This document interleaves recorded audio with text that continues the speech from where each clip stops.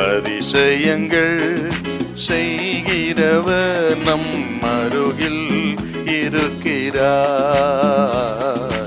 அற்புதங்கள் செய்கிறவர் என்றும் நமக்குள் வசிக்கிறார். எசேக்கியேல் தீர்க்கதரிசன புஸ்தகம் 47ஆம் அதிகாரம் முதல் வசனத்தை வாசிக்க கேட்போம். பின்பு அவர் என்னை ஆலயத்தின் வாசலுக்கு திரும்பி வர பண்ணினார். இதோ வாசற்படியின் கீழிருந்து தண்ணீர் புறப்பட்டு கிழக்கே ஓடுகிறதா இருந்தது. ஆலயத்தின் முகப்பு கிழக்கு நோக்கி இருந்தது. அந்த தண்ணீர் ஆலயத்தின் வலதுபுறமாய் பலிபீடத்திற்கு தெற்கே பாய்ந்தது. ஆலயத்திலிருந்து புறப்பட்டு வருகிற ஒரு ஆச்சரியமான ஒரு மாயமான நதியை இருக்கிறத நம்ம பார்க்கிறோம். இது ஆலயத்திலிருந்து புறப்பட்டு வருகிறது.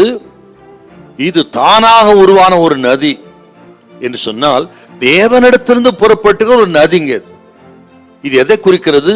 மனிதனுடைய ஆசீர்வாதம், மனிதனுக்கு சமாதானத்தையும் சந்தோஷத்தையும் திருப்தியும். தண்ணீர் என்றால் அது திருப்தி சமாதானத்தை குறிக்கிறது. ஆக சமாதானம், திருப்தி, ஆசீர்வாதம் இதெல்லாம் எங்க இருக்குன்னா தேவனிடத்திலிருந்து வருகிறது, தேவனுடைய ஆலயத்திலிருந்து வருகிறது, தேவ பிரசன்னத்திலிருந்து வருகிறது.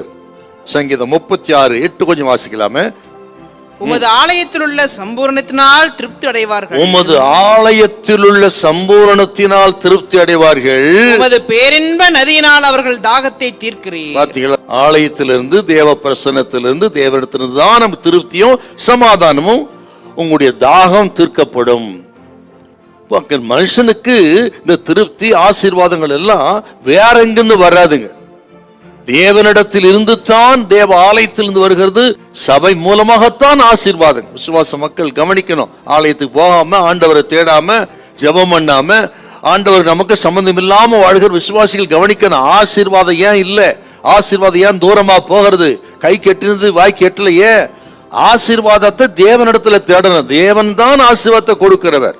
ஆண்டவரத்தை திரும்பணுங்க. அதைத்தான் குறிக்கிறது இந்த அருமையான ஒரு தரிசனம்.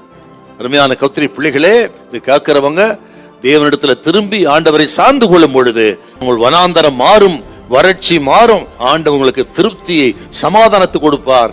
என் ஜனங்கள் நான் அளிக்க நன்மையினால் திருப்தி ஆவார்கள் என்று ஆண்டவர் சொல்லி இருக்கிறார். சமாதான பிரபு இயேசு இந்த நாளில் உங்களுக்கு சமாதானத்தை கொடுப்பார். பயப்படாதிருங்க. திருப்தி, சமாதான, ஆசீர்வாதங்கிறது ஆண்டவரிடத்திலிருந்து, இயேசுவிடத்திலிருந்து தான் வரணும். ஆக ஆண்டவரத்துக்கு திரும்பும்படி கர்த்தர் உங்களை அழைக்கிறார். ஹல்லேலூயா, ஹல்லேலூயா.